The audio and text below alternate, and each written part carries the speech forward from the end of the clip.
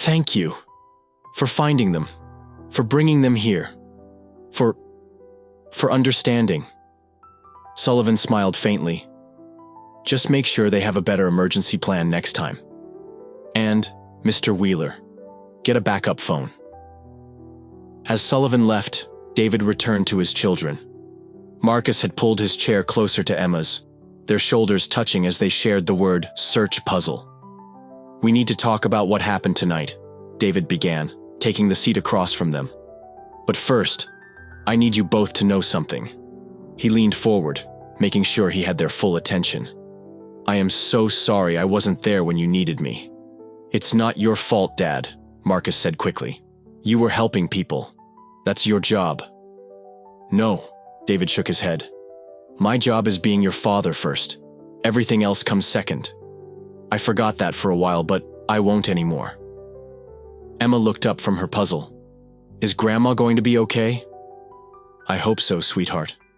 The doctors here are very good at what they do. He reached out, taking one of their hands in each of his. But no matter what happens, we stick together. Always.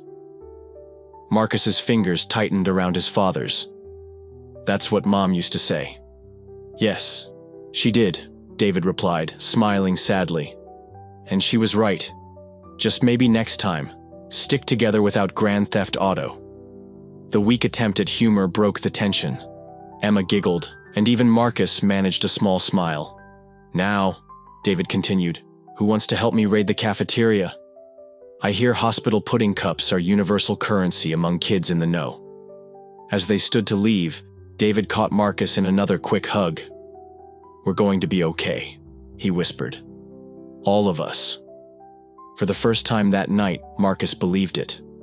The sky outside the hospital windows had begun to lighten, the first pale hints of dawn seeping through the darkness. David sat between his children in the ICU waiting room, both of them finally dozing after the night's ordeal. Emma's head rested in his lap, while Marcus leaned against his shoulder, fighting sleep even now. You can rest, David said softly. I'll wake you if anything changes. I'm not tired, Marcus mumbled, though his eyes kept drifting shut. The digital clock on the microwave blinked 9:47 p.m., its red numbers casting a faint glow over the cluttered kitchen counter. David Wheeler stared into his third cup of coffee, watching the steam rise in lazy spirals. The remnants of a hasty dinner lay scattered around him. 2 empty microwave mac and cheese containers, a half-eaten apple, and Emma's untouched carrots. He should clean up before leaving, but his eyes kept drifting to the text message still glowing on his phone. Critical staff shortage. Can you come in early? Dad? Marcus's voice came from the doorway. David turned to find his 10-year-old son standing there, wearing an oversized Burlington Devils baseball t-shirt that hung loosely on his small frame. Clutched in one hand was a crumpled math worksheet. You said you'd check my homework before. Marcus trailed off, his dark eyes serious beneath Sarah's characteristic furrowed brow. The same expression she used to wear when concentrating on her crossword puzzles every Sunday morning. Before the cancer. I'm sorry, buddy, David sighed, running a hand through his graying brown hair. There's an emergency at the hospital. Marcus's shoulders slumped slightly, but he nodded and placed the worksheet on the counter. Okay. In the harsh fluorescent light of the kitchen, Marcus looked older than his 10 years. His mismatched socks, one blue, one white with a hole in the toe, caught David's attention. When had he last done laundry properly? Is Mrs. Peterson coming over? Marcus asked, though he already knew the answer. Their neighbor had been visiting her daughter in Boston for the past week. No, David started, then corrected himself. Aunt Janet's in Seattle for that conference. He checked his watch again. 9:49 p.m. Listen, David said, forcing a reassuring tone. You're old enough to handle this. Emma's already asleep, right? Yeah, I read her 2 stories. She wanted 3, but I told her you had to work. David felt the familiar twist of guilt in his stomach. Crossing the kitchen, he knelt in front of his son, noting how Marcus tried to mask the slight tremor in his hands despite his brave face. You know the drill, right? Doors locked. Don't answer for anyone. The hospital number's on the fridge, and 911 for real emergencies. I know, Dad. I'm not a baby. No, you're not. David squeezed his son's shoulder. You're my responsible young man, just like Mom always said. The mention of Sarah hung heavy between them, bittersweet. Marcus's gaze flickered to the photo magnetized to the refrigerator. Sarah at the beach 2 summers ago, her smile radiant despite the headscarf covering her hair loss. David quickly looked away. There's leftover lasagna in the fridge if you get hungry. Don't stay up too late playing those video games. I mean it. It's a school night. He tried to sound stern, but Marcus's slight smile told him he wasn't fooling anyone. David grabbed his scrubs jacket from the back of the kitchen chair, checking his pockets. ID badge, pen, stethoscope. The familiar routine helped push down the nagging doubt about leaving the kids alone again. A soft creak from upstairs made them both glance upward. Emma? David called. She does that sometimes, Marcus explained. Walks in her sleep a little. I always check on her. David's chest tightened.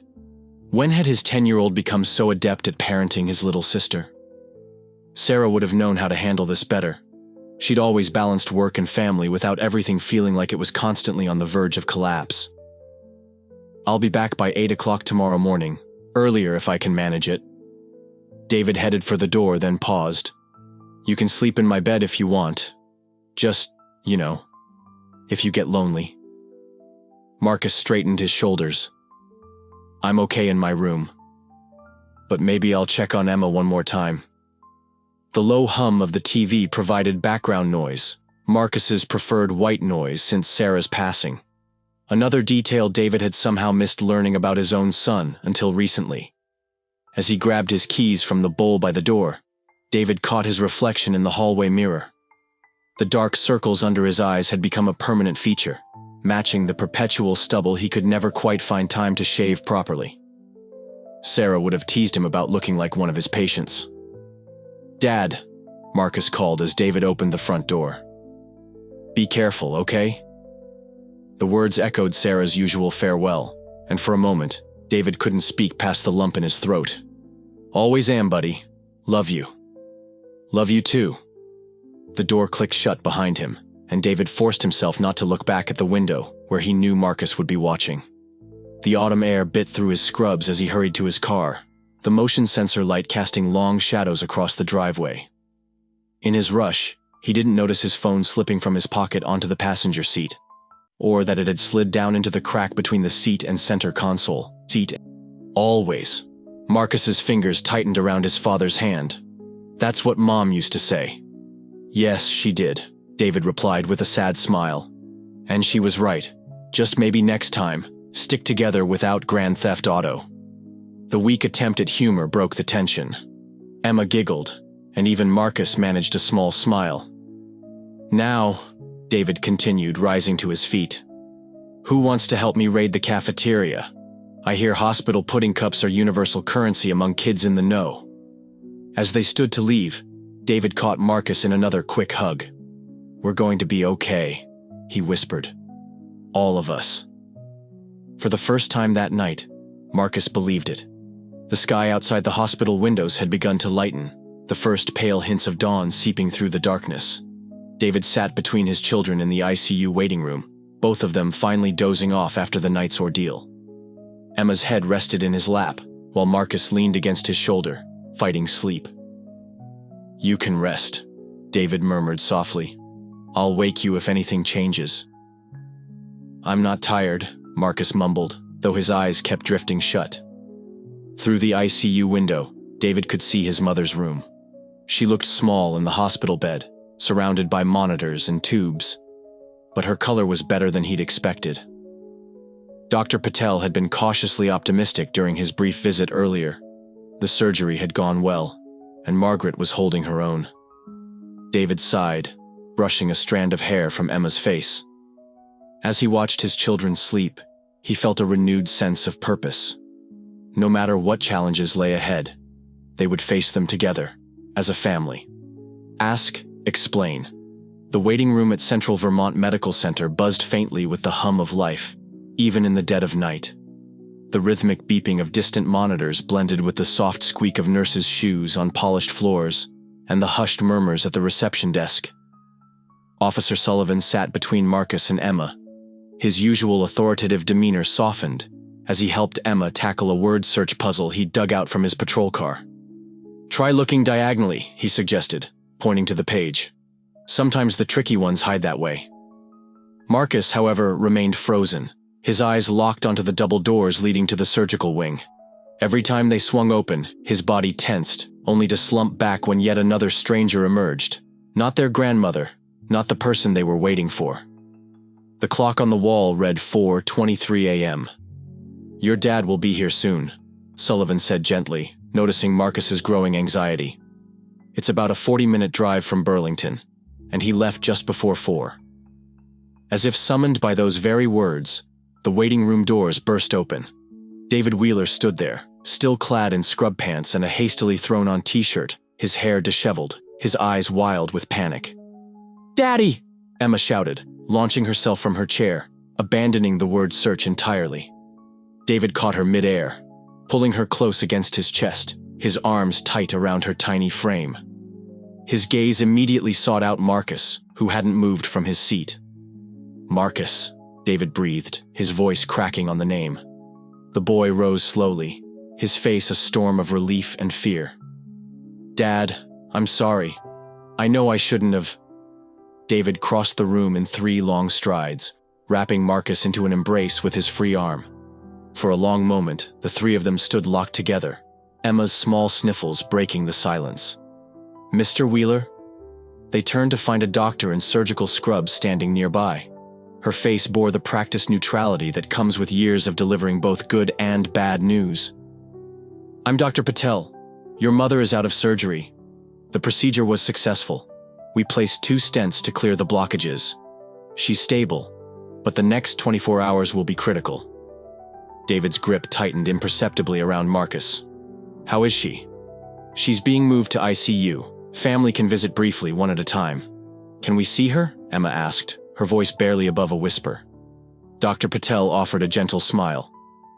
"Let's give her a little time to rest first. Why don't you all take a moment to catch your breath? The cafeteria is open if you need coffee or snacks." As the doctor walked away, Officer Sullivan stood. "I should file my report, but first, Mr. Wheeler, could we speak privately?" David nodded, carefully setting Emma down. "Kids, stay right here. I'll be back in a minute." They moved to a quiet corner of the waiting room. Sullivan's expression was sympathetic yet firm.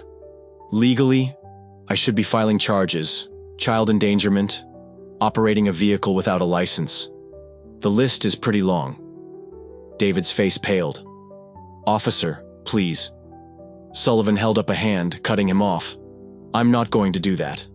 But this can't happen again. Ever." He pulled out a business card and handed it to David. "My daughter is 13. After her mother and I separated, she tried running away to her grandmother's house. Kids do desperate things when they're scared of losing family." David took the card, his hands trembling slightly. "Thank you for finding them, for bringing them here, for understanding." Sullivan gave a small smile. "Just make sure they have a better emergency plan next time. And, Mr. Wheeler, get a backup phone." As Sullivan left, David returned to his children. Marcus had pulled his chair closer to Emma's, their shoulders touching as they shared the word search puzzle once more. "We need to talk about what happened tonight," David began, taking the seat across from them. "But first, I need you both to know something." He leaned forward, ensuring he had their full attention. "I am so sorry I wasn't there when you needed me." "It's not your fault, Dad," Marcus interjected quickly. "You were helping people. That's your job." "No," David shook his head firmly. "My job is being your father first. Everything else comes second. I forgot that for a while, but I won't anymore." Emma looked up from her puzzle. "Is Grandma going to be okay?" "I hope so, sweetheart. The doctors here are very good at what they do." He reached out, taking one of their hands in each of his. "But no matter what happens, we stick together. Always. Marcus's fingers tightened around his father's hand. "That's what Mom used to say." "Yes, she did," David replied, his smile tinged with sadness. "And she was right. Just maybe next time, stick together without Grand Theft Auto." The weak attempt at humor broke the tension. Emma giggled, and even Marcus managed a small smile. "Now," David continued, standing, "who wants to help me raid the cafeteria? I hear hospital pudding cups are universal currency among kids in the know." As they prepared to leave, David caught Marcus in another quick hug. "We're going to be okay," he whispered. "All of us." For the first time that night, Marcus believed him. Outside the hospital windows, the sky had begun to lighten, the first pale hints of dawn seeping through the darkness. David sat between his children in the ICU waiting room, both of them finally dozing off after the night's ordeal. Emma's head rested in his lap, while Marcus leaned heavily against his shoulder, fighting sleep despite his exhaustion. "You can rest," David murmured softly. "I'll wake you if anything changes." "I'm not tired," Marcus mumbled, though his eyelids kept drifting shut. Through the ICU window, David could see his mother's room. She looked small in the hospital bed, surrounded by monitors and tubes, but her color was better than he'd expected. Dr. Patel had been cautiously optimistic during his brief visit earlier. The surgery had gone well, and Margaret was holding her own. As the first rays of sunlight filtered through the blinds, David allowed himself a moment of quiet gratitude. They'd faced the darkest hours of the night, but somehow they'd come through it together. Whatever challenges lay ahead, they would face them the same way, as a family. Ask Explain was stable. For now. David let out a breath he felt like he'd been holding for hours. The weight of the night pressed down on him, but as he glanced at his sleeping children, a flicker of hope stirred in his chest. They were safe. His mother was alive. And somehow, despite everything, they were still together. The ICU waiting room was quiet now, save for the rhythmic hum of machines and the occasional soft murmur from nurses passing by. Emma shifted slightly in her sleep, her small hand curling into the fabric of his shirt. Marcus sat slumped against him, his usual stoic demeanor softened by exhaustion. Even in the dim light, David could see the faint smudges under his son's eyes, evidence of a night that had tested them all. "You can rest," David whispered again, brushing a strand of hair off Emma's forehead. "I'll wake you if anything changes." "I'm not tired," Marcus muttered, though his eyelids betrayed him, fluttering shut before snapping open again. He straightened abruptly, as if determined to stay awake, but moments later, his head lolled onto David's shoulder. This time, it stayed there. David smiled faintly, wrapping an arm around each of them. For the first time since receiving the frantic call about his mother's heart attack, and then the even more alarming news about his kids taking her car, he allowed himself a moment of peace. It wasn't perfect, far from it, but it was enough. Through the ICU window, he watched the monitors surrounding his mother's bed. Their steady beeping was oddly comforting, a reminder that life, fragile as it was, continued to pulse forward. Margaret Wheeler had always been the rock of their family, the one who held everyone together when things fell apart. Now, lying there so small and vulnerable, she seemed almost unrecognizable. But David knew better. If anyone could fight through this, it was her. His thoughts drifted back to earlier in the night. The chaos, the fear, the sheer relief when Officer Sullivan had found Marcus and Emma safe, albeit shaken, after their ill-fated joyride. The memory sent a fresh wave of guilt crashing over him. How had he let it come to this? When Sarah had passed away 2 years ago, leaving him to raise their children alone, he'd vowed never to let work take precedence over family again. Yet here they were. "Dad?" Marcus's voice startled him out of his thoughts. His son was awake now, blinking groggily up at him. "Hey, buddy," David said softly, squeezing his shoulder. "Go back to sleep." "No, Marcus hesitated, glancing toward the ICU window. "Is Grandma really going to be okay?" David sighed, choosing his words carefully. "The doctors are doing everything they can, and she's strong, stronger than any of us sometimes." He offered a small smile. She'll get through this. We all will. Marcus nodded slowly, though doubt lingered in his eyes. Do you think she'll be mad at us? For what we did?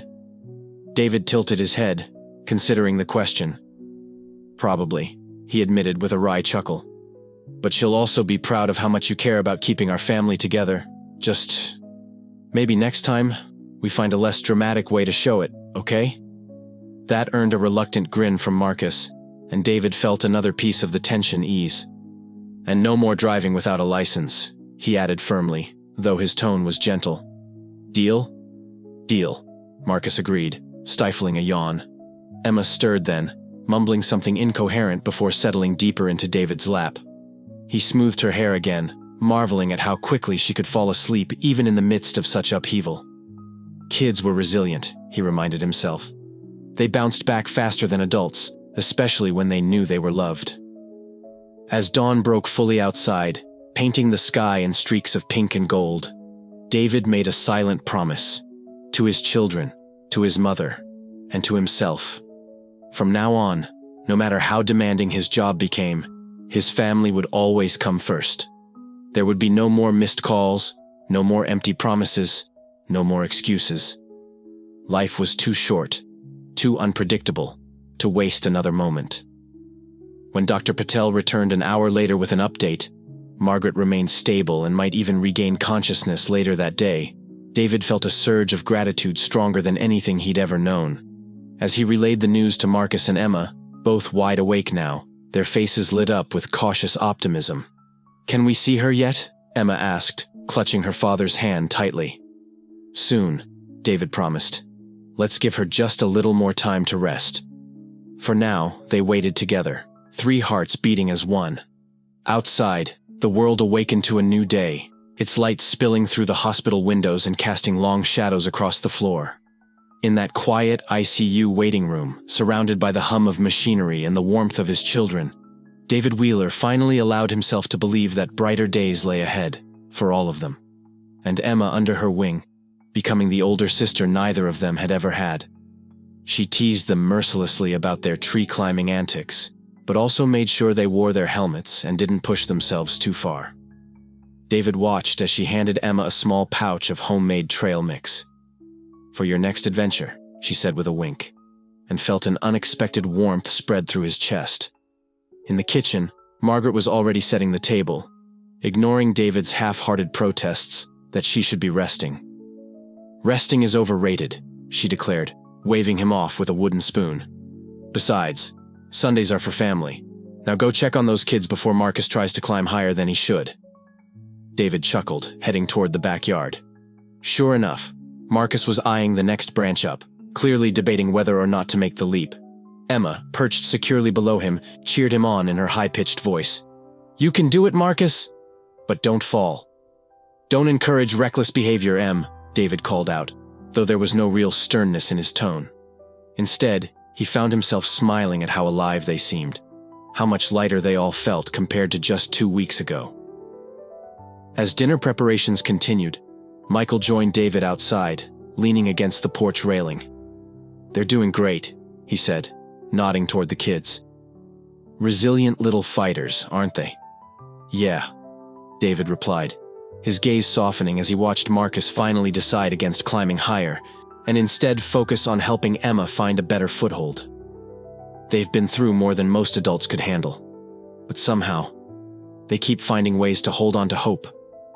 Michael nodded thoughtfully. That's what makes this job worth it, you know? Seeing kids like yours, or even mine, figure out that life doesn't have to stay broken forever. It's messy, sure, but it can heal if you give it a chance. Inside, the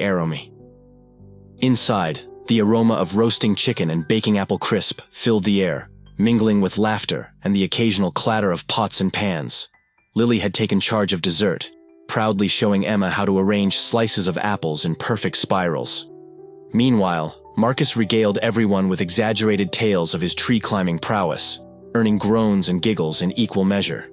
At one point, Margaret caught David's eye from across the room and gave him a knowing smile.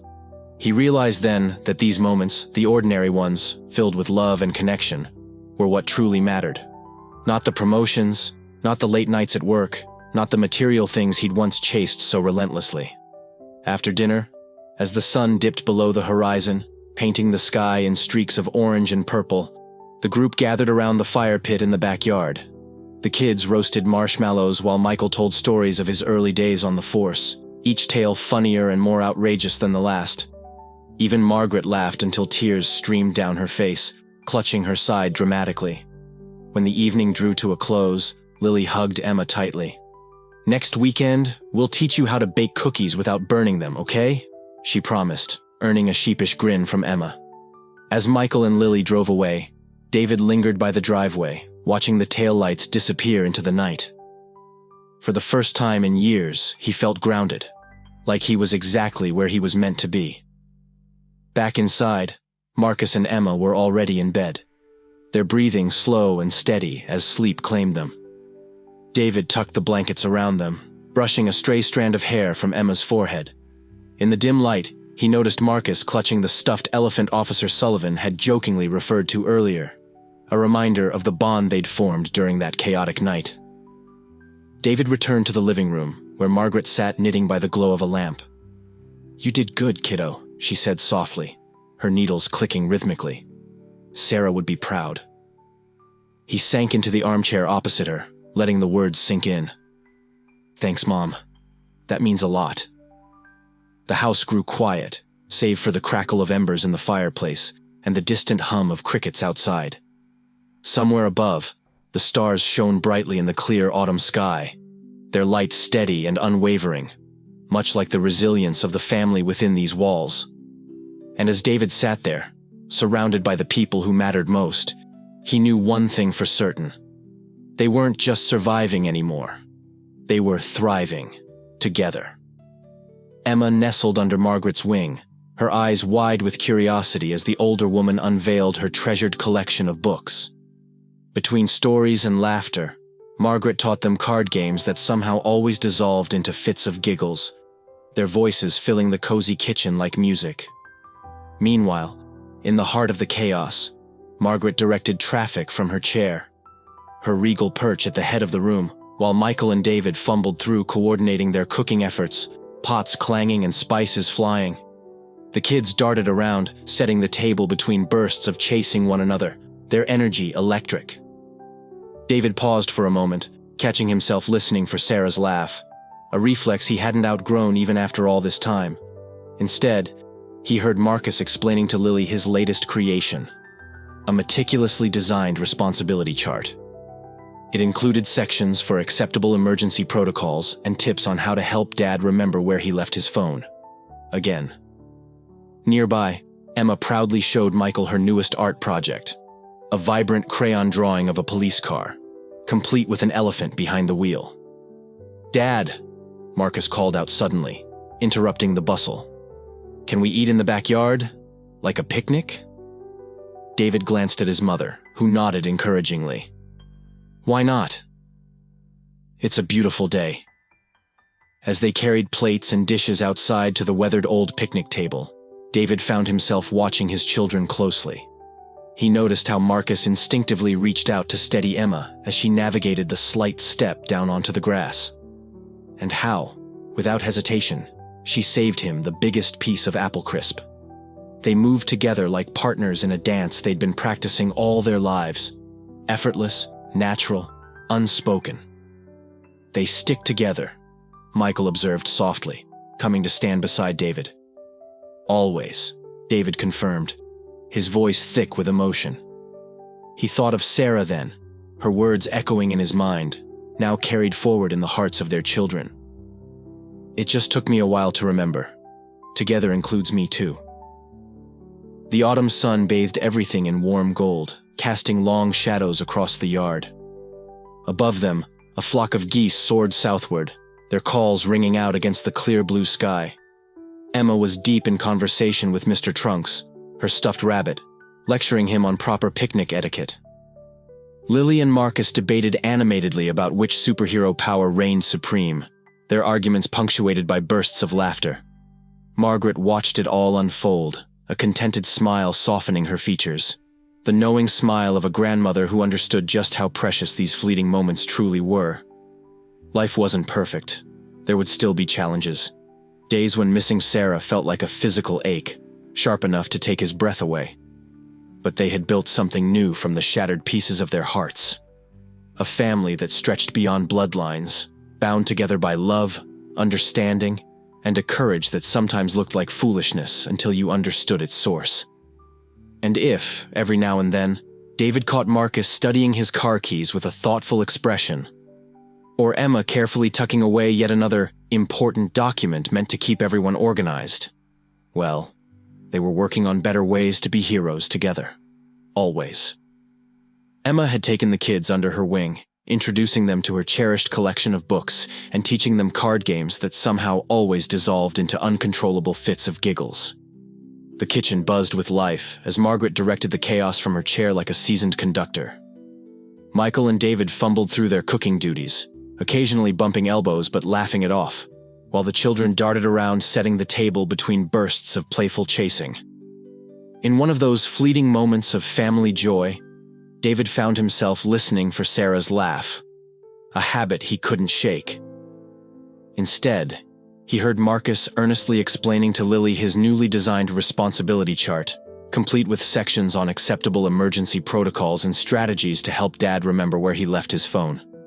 Nearby, Emma proudly showed Michael her latest art project, a vibrant crayon drawing of a police car, its driver unmistakably an elephant in uniform. "Dad," Marcus called out suddenly, "can we eat in the backyard? Like a picnic?" David glanced at his mother, who nodded encouragingly. "Why not? It's a beautiful day." As they carried plates and dishes outside to the weathered picnic table, David watched his children move together like partners in a dance they'd been perfecting their whole lives. Marcus instinctively reached out to guide Emma over the slight step down onto the grass, and without hesitation, she saved him the biggest piece of apple crisp. Their bond was effortless, unspoken, yet unbreakable. "They stick together," Michael said softly, coming to stand beside David. "Always," David replied, his voice thick with emotion. "Always." He thought of Sarah then, her words echoing in his mind now carried forward in their children's hearts. It had taken him time to realize what she'd known all along, that being part of a family meant including himself too. That together wasn't just a word, it was a promise. The autumn sun bathed everything in warm gold, casting long shadows across the yard. Above them, a flock of geese flew southward, their calls ringing out against the clear blue sky. Emma was deep in conversation with Mr. Trunks, her stuffed rabbit, lecturing him on proper picnic etiquette. Meanwhile, Lily and Marcus debated the merits of various superhero powers, their voices rising and falling like waves. Margaret looked on, her face glowing with the serene smile of a grandmother who understood how precious these moments truly were. Life wasn't perfect. It never would be. There would still be days when missing Sarah felt like a physical ache, when breathing itself seemed unbearable. But they had built something new from the fragments of their broken hearts. A family bound not by blood alone but by love, understanding, and a courage that sometimes looked like foolishness until you saw its source. And if sometimes David caught Marcus studying his car keys with a thoughtful expression, well, they were working on better ways to be heroes, together, always together.